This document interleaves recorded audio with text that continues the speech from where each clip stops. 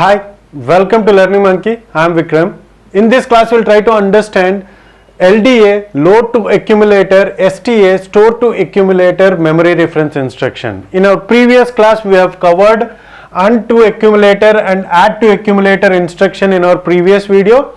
If you haven't watched that video, please watch that video and come back here, because this video is a continuation video for our for the previous video, and every video in our channel is going to be a part of entire course or a playlist. Our suggestion is to follow the entire course so that you can have better understanding of the concepts.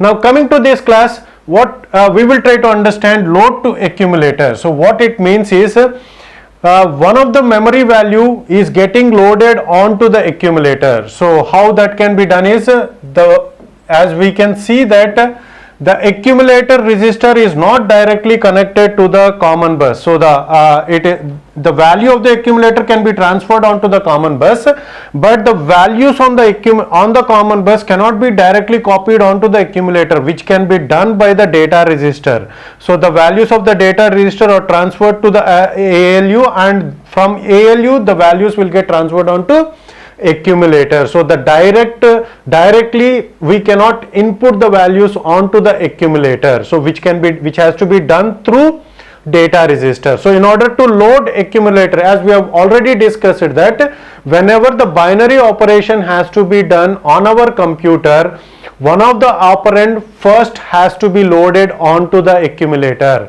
Then the next operand is the operation is performed on the next operand, which is stored in the data register. So now what we will do is we are trying to load the accumulator. So how the loading accumulator is done is the opcode value for load is 2. So the binary equivalent is 0 1 0. So whenever the opcode value is 0 1 0, so D2 will get activated, and T4 until T3 the address register, the effective address register has been fetched. So from now on, in the T4 the execution of the instruction will start. So whenever D2 and T4 are active, so the memory address value, the address register value, the value stored in the address register, so based upon this address register value, we are going to fetch the value from the memory unit, and that value will get transferred onto data register. So the data register LD will get activated, and that value will get transferred to data register at whenever D2 and T4 are active.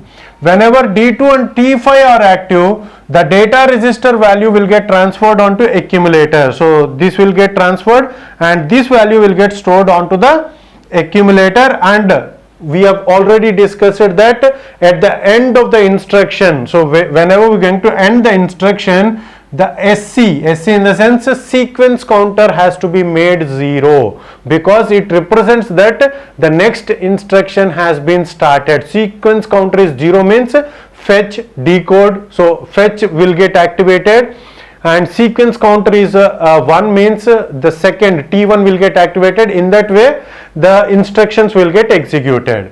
Whenever we want to execute the instruction called store to accumulator, so storing the value from the accumulator to the memory unit.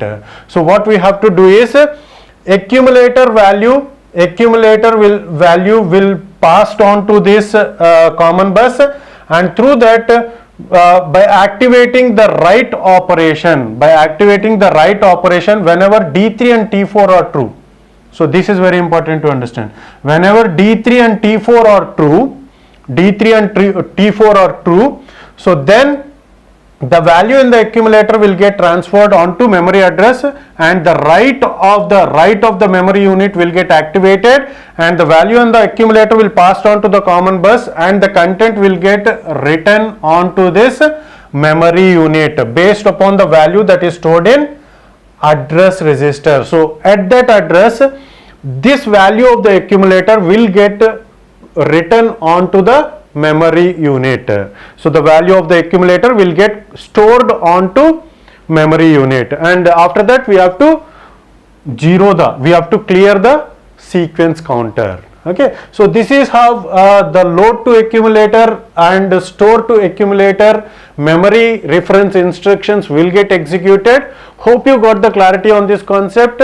If you have any doubts regarding this concept, please post your doubt in the comment section below, and if you feel that this video is very much helpful to you, please give us a like symbol and please share this video with your friends so that they will also get benefited. Thanks for watching.